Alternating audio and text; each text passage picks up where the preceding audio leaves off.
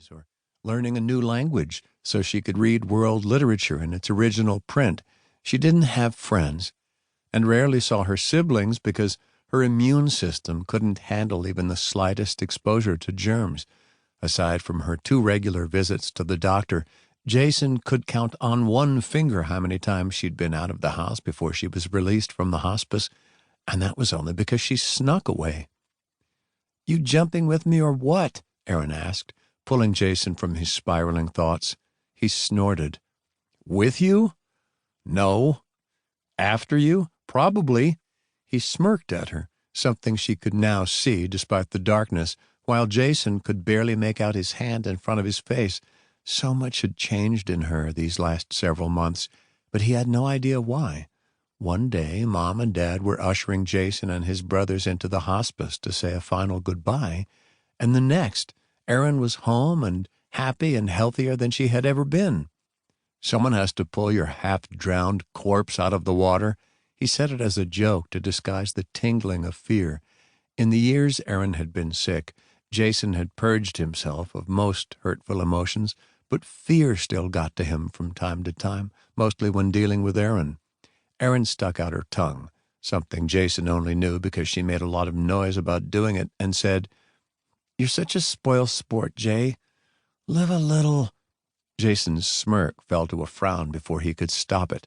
His tone turned dull and disinterested to hide the resurgence of memories, of living a lot when his sister could only live a very, very little. "I think you're living enough for the both of us," he said, boxing up those thoughts with a forced smile. "Get your jump out of the way so we can go home. We have school today, in case you forgot." "Of course I didn't. I get to go to school." Most teenagers wouldn't be excited for that, but Erin hadn't been to a real school a single day in her life. After coming back from the hospice, she brought up the idea of attending high school with Mom and Dad, but they decided it would be best for her to stay homeschooled until after the move. "That way you can start with everyone else instead of arriving in the middle of the year," Mom had said, and Erin grudgingly agreed. When Erin found out that Ua Academy, a private school in Kanohe, was on a year-round schedule that began in April, she'd begged to be enrolled so she wouldn't have to wait until September. Unable to deny their beloved only daughter anything, Mom and Dad agreed, and since they didn't want Erin to be on her own, Jason was enrolled as well. "And don't rush me," Erin scolded. "There's an art to this." Jason arched an eyebrow, a smirk once again tugging at the corner of his mouth. "There's an art to jumping off a rock?" The sky was lightening now, enough that Jason could almost make out Erin's scowling features as she shook a finger at him. "There's an art to jumping off this rock. It's famous, you know." "So you've said." There was a moment's pause before Erin sighed and sat down on the rock's jagged edge. Jason winced at the disappointment and hurt radiating off of her.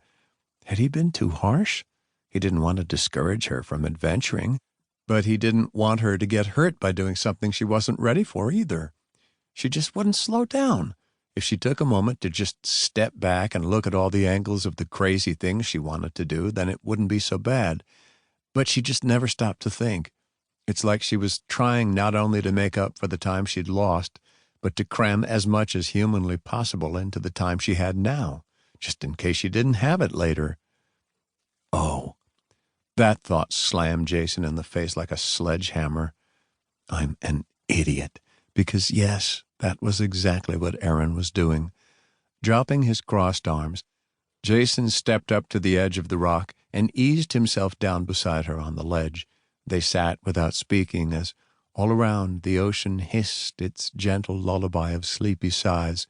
The tingle of salt lingered on Jason's tongue, and he took in a deep breath of clean ocean air. These were the moments he wanted for Erin, the quiet moments when she took the time to appreciate the life she had instead of always running from one thing to the next, to the next, to the next. But he realized now that he'd been ahead of her, developmentally. Right now, Erin was still afraid that all of this was temporary, that whatever had happened to save her from a life of dying would eventually fade away and leave her right back where she was only months ago. Could he really fault her for that? Jason